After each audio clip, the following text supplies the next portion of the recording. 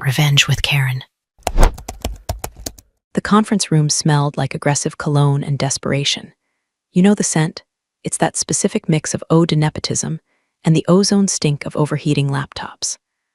I was sitting at the mahogany table, the one I'd personally argued we couldn't afford 5 years ago when we were coding out of a basement in Georgetown, watching Derek pace back and forth like a tiger that had been raised on Adderall and TED talks.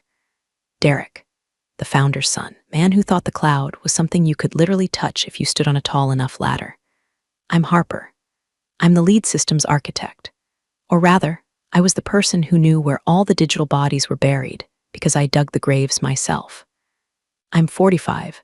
I don't dye my grays because I earned every single silver strand debugging race conditions at 3:00 a.m., and I have zero patience for corporate theater. If you're into stories about corporate train wrecks and the people who survive them, go ahead and hit follow button or whatever, because this ride is about to go off the rails, and I'm driving the getaway car. Seriously, stick around, it gets worse. We need to talk about velocity, Derek said, stopping to admire his reflection in the pristine glass wall. He was wearing a vest that cost more than my first car. We need to talk about trimming the fat.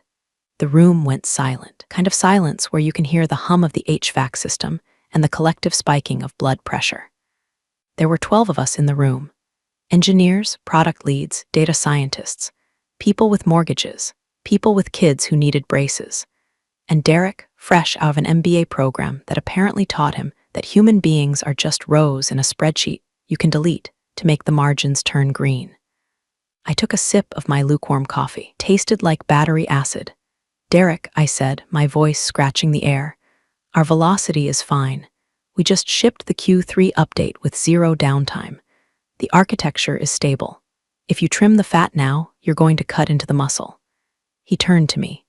The look in his eyes wasn't just dismissive, it was bored. It was the look of a man who had already made up his mind while playing golf on Tuesday and was just going through the motions of pretending to care on Thursday. Harper, he sighed, like explaining gravity to a toddler. That's the problem. You're obsessed with stability. We need disruption. You've built a fortress, sure, but we need a speedboat. And frankly, your stack is looking a little vintage. Vintage. I felt a vein in my forehead throb. I built the routing algorithm that cut our clients' delivery times by 18%. I wrote the redundancy protocols that saved this company's ass when the East Coast grid flickered last winter. I was the one who translated his father's incoherent napkin scribbles into a logistics engine that was currently valued at $40 million. Vintage keeps the lights on, Derek, I said, keeping my tone level. I learned a long time ago that getting angry in a boardroom just makes you look emotional. Getting quiet makes you look dangerous. You want to disrupt the architecture? Fine, but do it after the holiday surge. If you start ripping out load balancers now, the whole system goes dark. Derek smirked. It was a practiced smirk. See, that's the fear talking. We're moving to a new paradigm. Agile, lean, young. He paused for effect, tapping his fingers on the table, which brings me to the hard part. Harper, we're restructuring the architecture division. We're bringing in some outside consultants to modernize the stack, which means your role is redundant. The air left the room. My second in command, a brilliant kid named Ben, looked like he was about to vomit. He stared at me, eyes wide, waiting for me to explode, waiting for me to flip the table. Redundant, I repeated. The word hung there, heavy and stupid. We're calling it an evolutionary exit, Derek said, using a phrase that definitely came from a LinkedIn influencer with guru in his bio. Security is waiting in the lobby with a box. We'll need your badge and your laptop. Now, it was a power move, a public execution to show the rest of the pack who was the alpha dog. He wanted me to cry. He wanted me to beg. He wanted a scene he could recount over drinks at the country club. We fired the old guard to make way for the future. I stood up. My knees popped. I felt a strange sense of calm wash over me. It was the calm of a demolition expert who knows the fuse is already lit, and everyone else is just standing too close to the blast zone. I looked at the whiteboard, covered in my diagrams, my logic, my life's work. You're firing me, I said clearly, mid-meeting, without a transition plan. Effective immediately, Derek said, checking his watch. We need fresh eyes, Harper. You're obsolete. Get out. I reached for my bag. I wasn't going to give him the satisfaction of a fight. If he wanted to burn the house down, I wasn't going to hold the hose. I was just about to hand over my badge, my key to the kingdom I built, when my phone buzzed against the table. It wasn't a text, it was a call, and I never get calls during meetings. My phone was on silent. The vibration rattled the mahogany like a tiny earthquake. I looked down. The screen lit up. The caller ID didn't say spam risk or mom. It said Uber VP Engineering. I stared at it. I knew him, Marcus. We'd met at a conference in Seattle 3 years ago. We'd stayed in touch, trading war stories about scaling databases. He'd been trying to poach me for 18 months, but I'd always said no. I was loyal. I was the architect. This was my building. But now I was redundant. The phone kept buzzing. Derek looked annoyed. Turn that off. You can take your personal calls in the parking lot. I looked at Derek. I looked at the team, the terrified faces of the engineers who knew exactly what was about to happen to their workload. Then I looked back at the phone. A twisted, dark thought bloomed in my mind. It was unprofessional. It was petty. It was absolutely perfect. I didn't decline the call. I didn't silence it. I swiped green.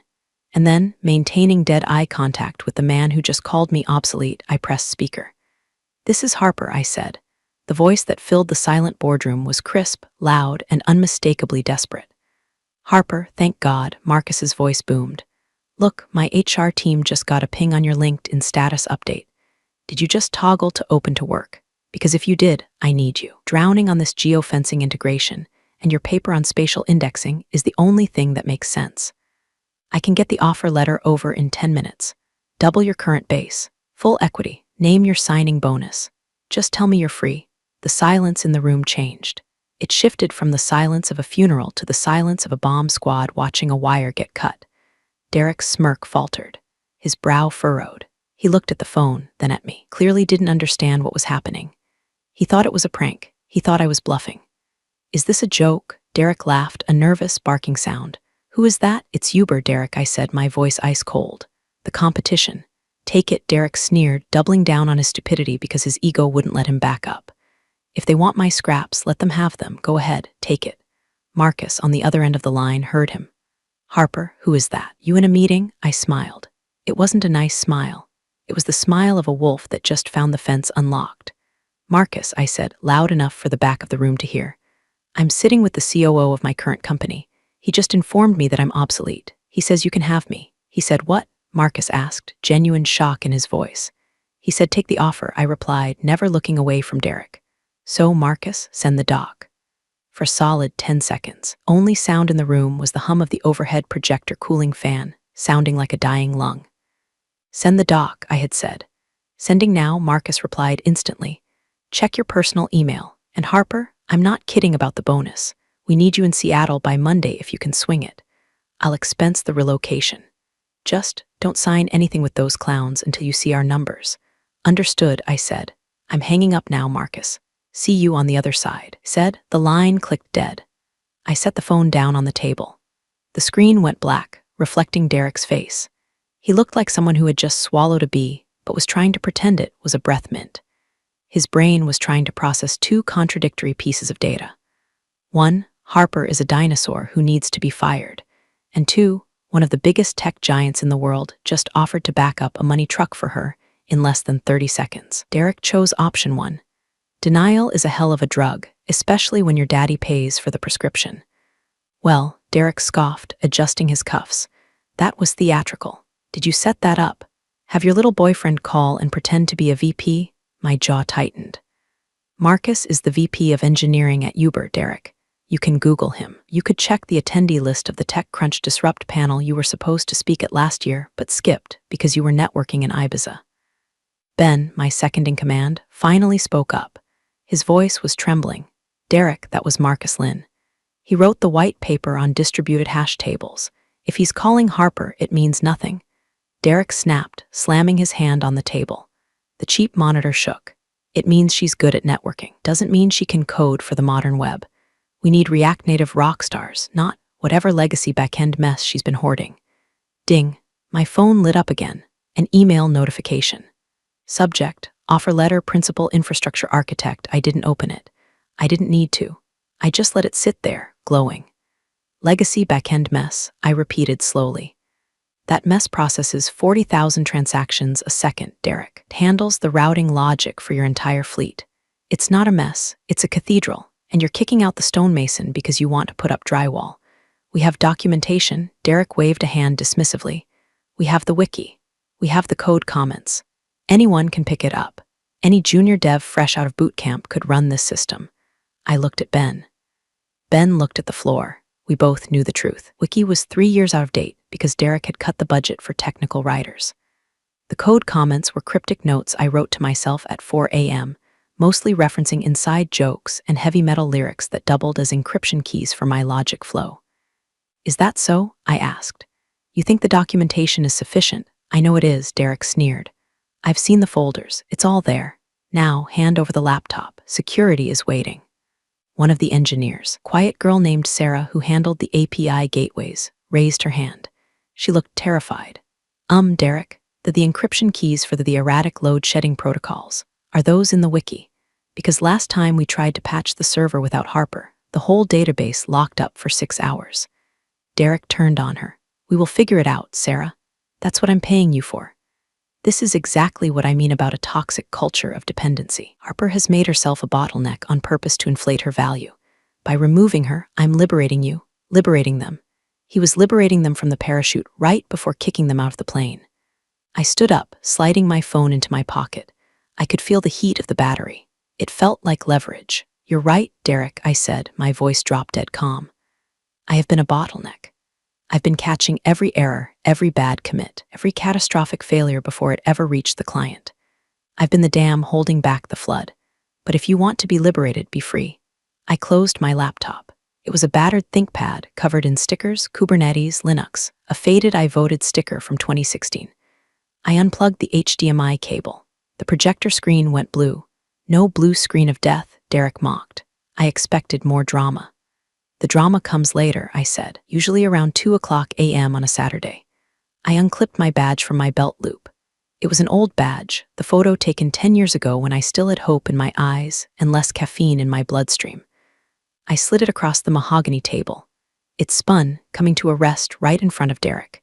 There, I said, I'm gone. You've got your wish. The fat is trimmed. Don't let the door hit you, Derek muttered, already looking at his phone, probably checking his crypto portfolio. I walked toward the glass doors. My heels clicked on the polished concrete floor, a sound that used to mean the boss is coming, but now meant the adult is leaving. Wait, Ben called out. He stood up, panic in his eyes. Harper, the master credentials for the AWS root account. The multi-factor authentication token. It's on your phone. I stopped at the door. I turned back. The whole room froze. Derek looked up.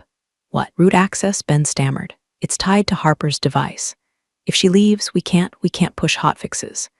Derek rolled his eyes, so transfer it, right now. I looked at Ben.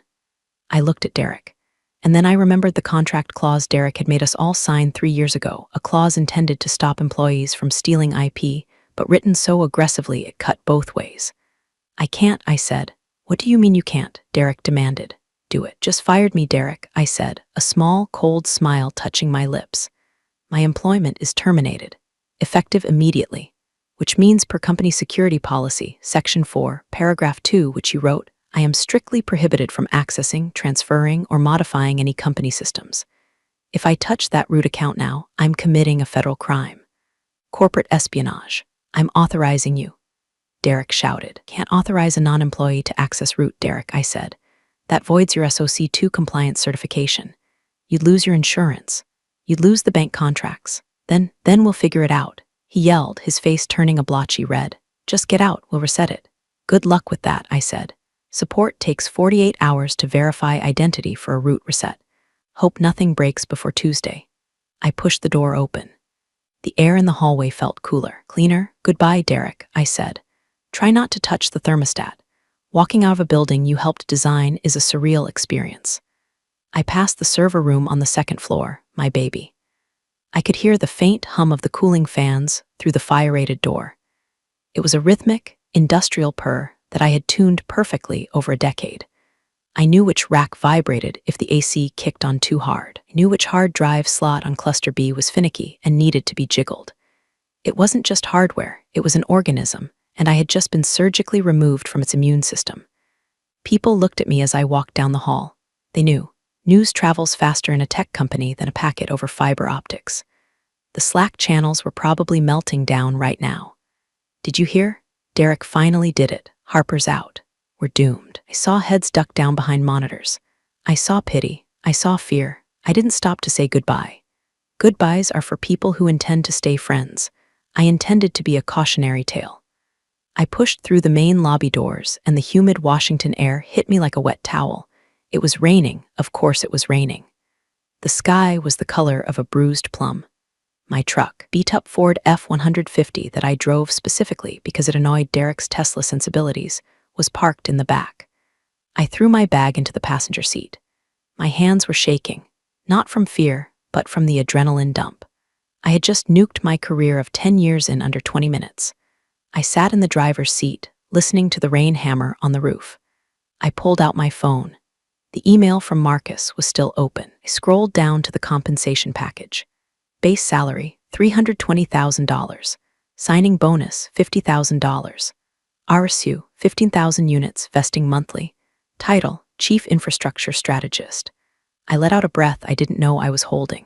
It was more money than I had ever seen on a single page. It was screw you money. It was I can buy a cabin in the woods and code from a hammock money. But it wasn't about the money. It was about the validation. Derek had called me obsolete. Marcus called me a strategist. A knock on my window made me jump. I looked up. It was Richard, the founder, Derek's father. He looked older than I remembered. His hair was wispy white, and he was wearing a cardigan that had seen better days. He held a golf umbrella, struggling slightly against the wind. Richard was a good engineer in the 90s, but he was a terrible businessman. He had handed the reins to Derek because he was tired, not because Derek was ready. I rolled down the window. Richard, Harper, he squinted at me through the rain. Leaving early, I saw the truck running. Is everything all right? He didn't know. Derek hadn't told him. Of course he hadn't.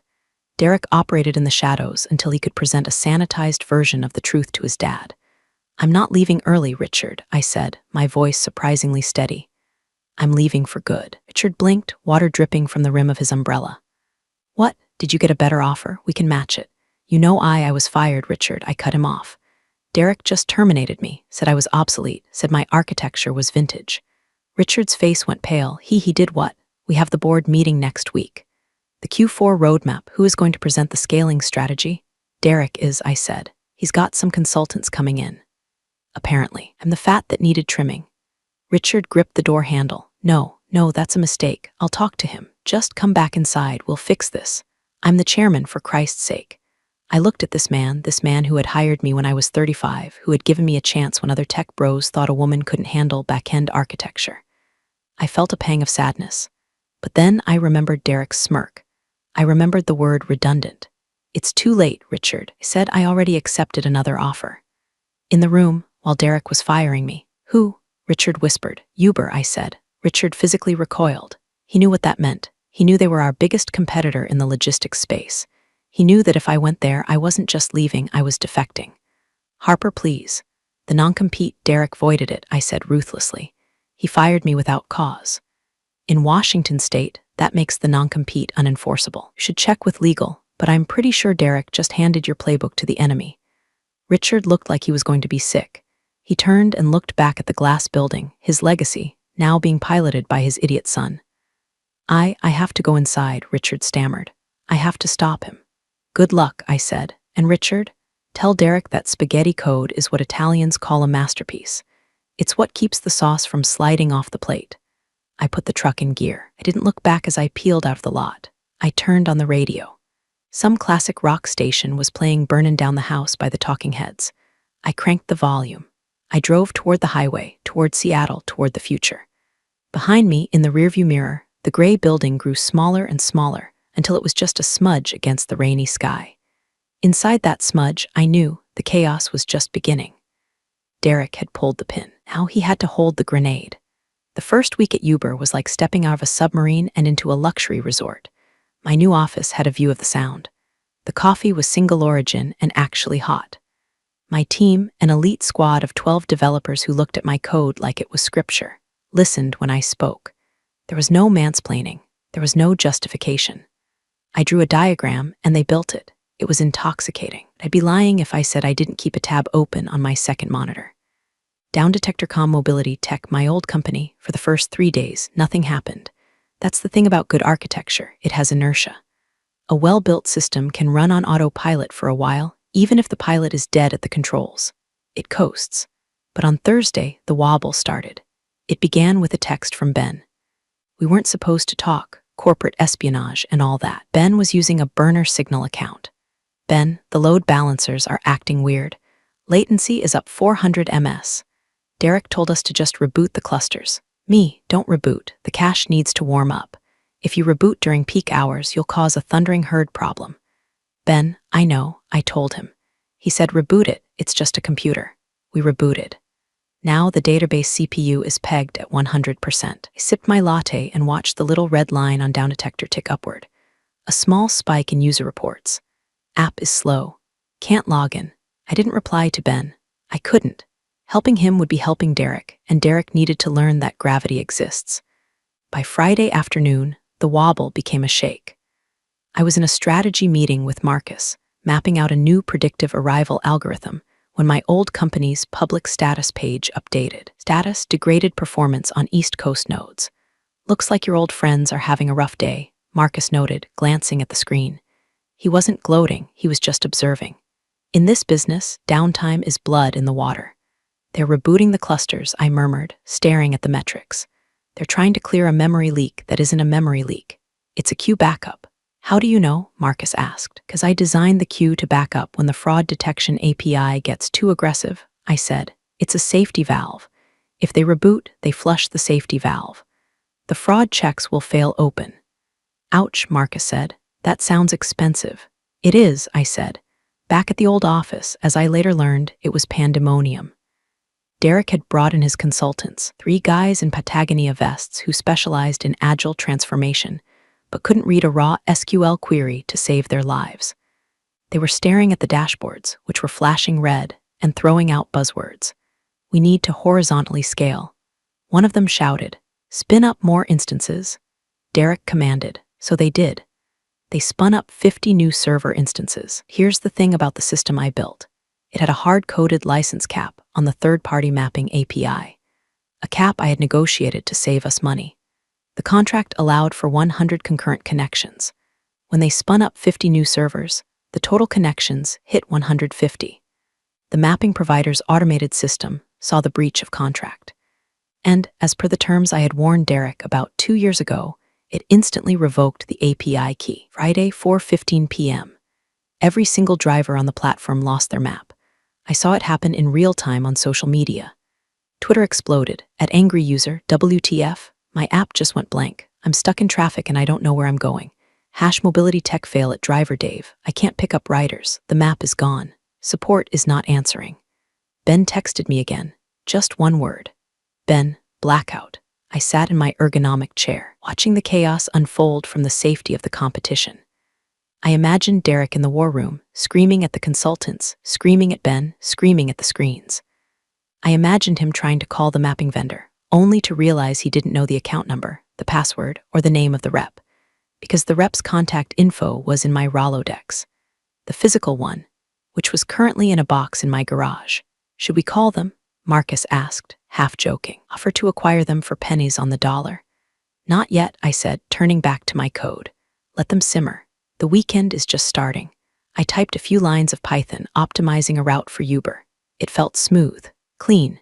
Meanwhile, 40 miles away, my legacy was burning down, and the only man with a fire extinguisher was the one who had lit the match. Monday morning brought the lawyers. I expected them. When a narcissist fails, their first instinct isn't to apologize, it's to find someone to blame.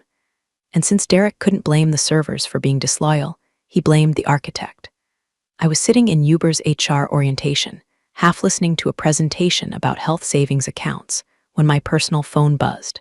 An email from legal at mobilitytech.com. Subject, urgent.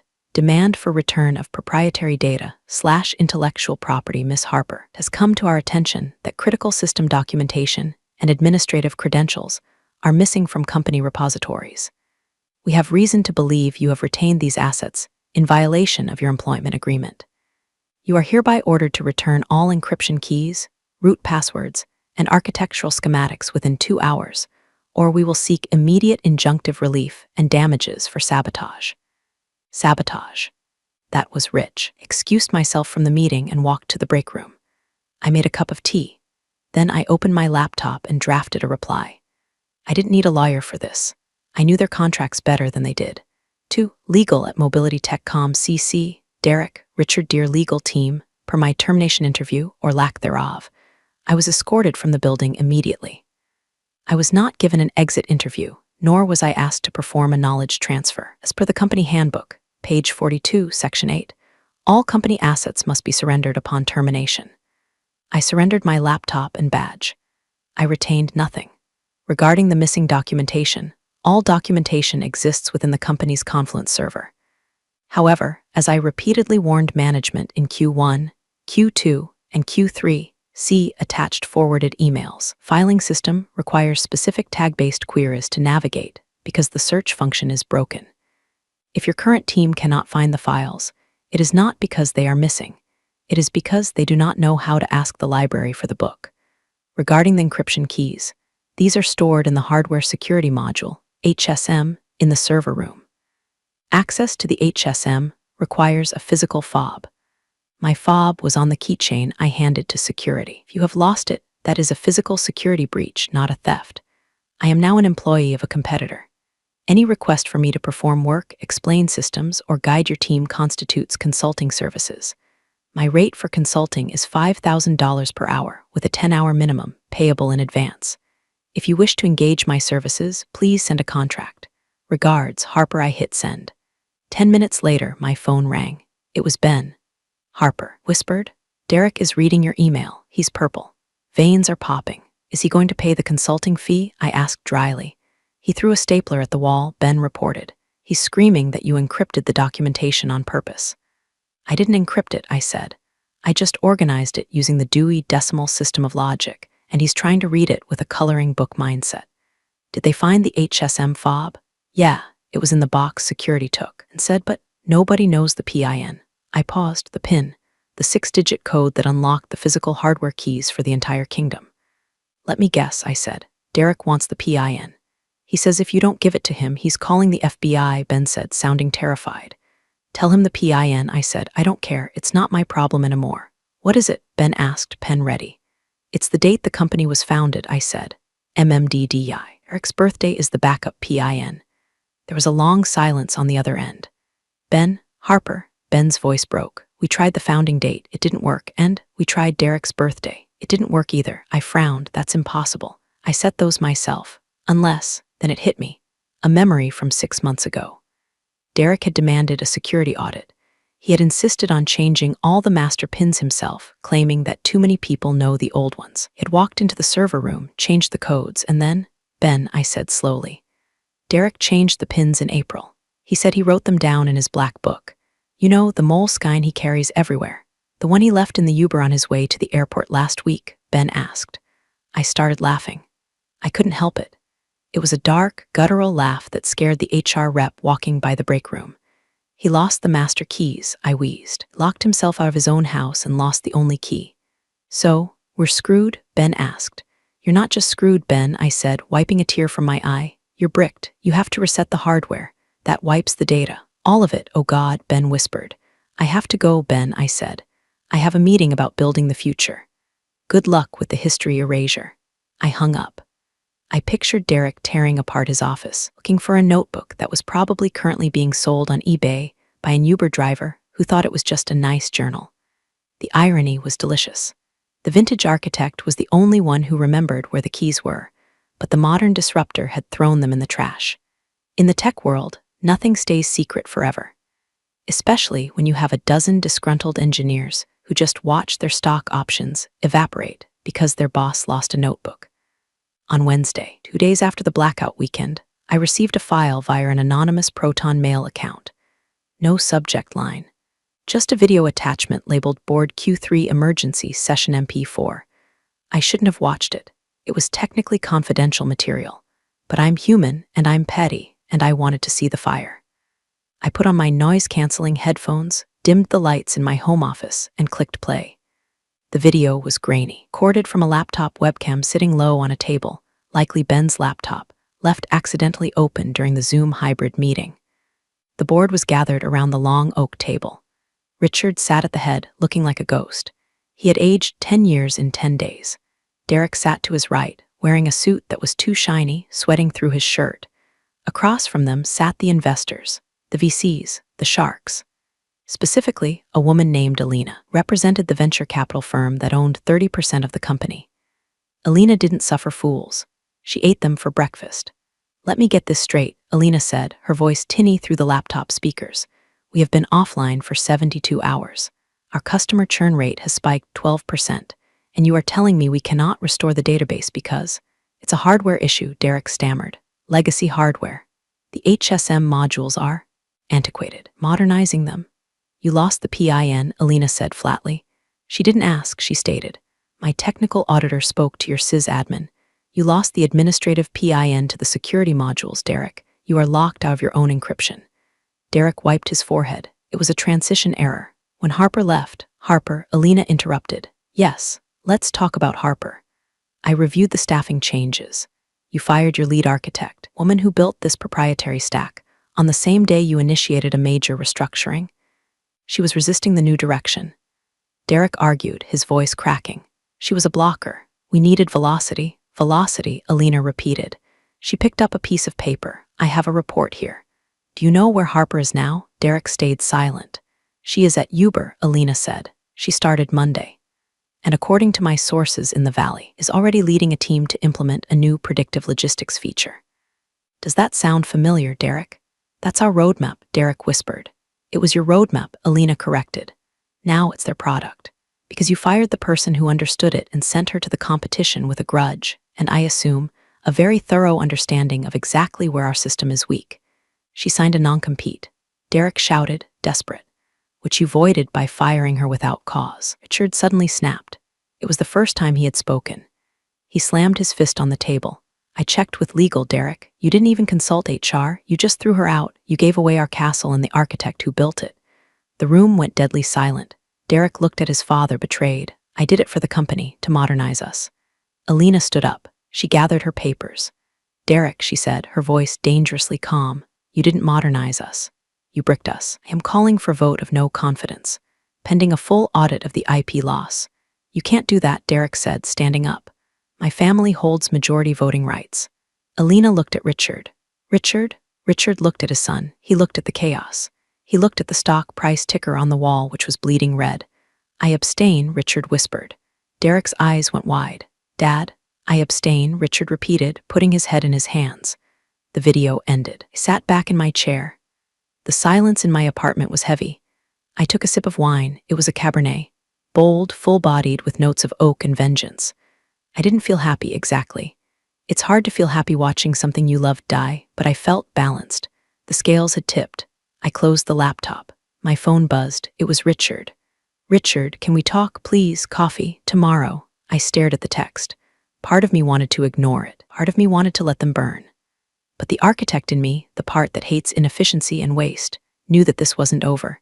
Me, 8 a.m., the Starbucks on 4th. Don't bring Derek. The Starbucks on 4th was neutral ground. Loud, crowded, smelling of burnt espresso and anxiety. Richard was sitting at a corner table, looking like a man who had slept in his clothes. He had a black coffee in front of him, untouched. When I sat down, he didn't even say hello. He just slid a piece of paper across the table. It was a check, a blank check, literally. Signed by him, drawn on his personal account with the amount line left empty. "Name your price," Richard said. His voice was raspy. "Come back, we'll fire Derek, we'll make you CTO, we'll give you 10% equity. Just fix it." I looked at the check. It was tempting. Not for the money, but for the power. To walk back in there, step over Derek's metaphorical corpse, and take the throne. But then I remembered the team at Uber. I remembered Marcus, who listened to me. I remembered the feeling of building something new instead of patching something old. "I can't, Richard," I said, sliding the check back. "Why?" Richard pleaded. "Is it the money? I can liquidate assets." "Harper, the clients are leaving. FedEx just pulled their contract this morning. They said our routing reliability dropped below 90%. If we lose DHL, we're insolvent." "It's not the money," I said. "It's the fact that I've moved on. And frankly, Richard, I don't trust you anymore. You let Derek run wild. You watched him dismantle the culture I built, and you said nothing because he was your son. Richard winced. I know, I failed. But the company, the tech, it's your baby too. No, I said sharply. It was my baby. Now it's just code. And right now, it's broken code. Can't fix the HSM modules, Richard admitted. The data is encrypted. The backups are corrupted because the encryption keys were on the same ring. We're looking at total rebuild. From scratch, it will take 6 months. We don't have 6 months. We have 6 weeks. He leaned in, his eyes desperate. Harper, you have the notes. I know you do. You have the logic in your head. You could rebuild the core routing table in a weekend. You wrote it. I took a sip of my tea. I could, admitted, but I won't do it as an employee. Then, as a consultant, Richard said, whatever you want, I thought about it. I thought about the vintage insult. I thought about the obsolete comment. And I thought about the ultimate revenge. Not destroying the company, but saving it for a price that would hurt. Okay, I said, I'll do it. I will spend this weekend, 48 hours, rebuilding the core routing logic so you don't go bankrupt. I will get your trucks moving again. Thank you, Richard exhaled, looking like he might cry. Thank you, what's the fee? I pulled a folded document from my bag. I had typed it up that morning just in case. $1 million, I said, cash up front. Richard blinked. $1 million, and I continued, I want the IP rights to the modular scaling framework I build this weekend. You get a license to use it, but I own the code, which means I can license it to others, including Uber. Richard's jaw dropped. Want to sell our core tech to our competitor? I'm building it, Richard, I said. If you want me to save you, I'm doing it on my terms. You get to survive. I get the patent. That's the deal. Richard stared at me. He looked at the check he had tried to give me. He looked at the desperate text messages flashing on his phone from the board. He had no choice, and he knew it.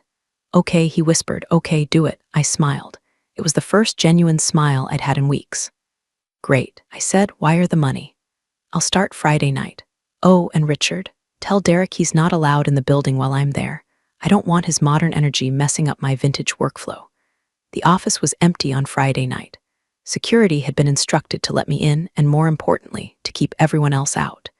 It was just me, the hum of the servers, and $1 million sitting in my bank account. It was eerie. The place still smelled the same. Stale coffee and carpet glue, but the energy was dead. Cubicles were empty. Derek's office was dark, his director of operations plaque sitting crooked on the door. I sat at my old desk. They hadn't even cleared it off yet. My ergonomic mouse was still there. A post-it note with a doodle of a cat was still on the monitor. I cracked my knuckles, plugged in my laptop, and jacked into the mainframe.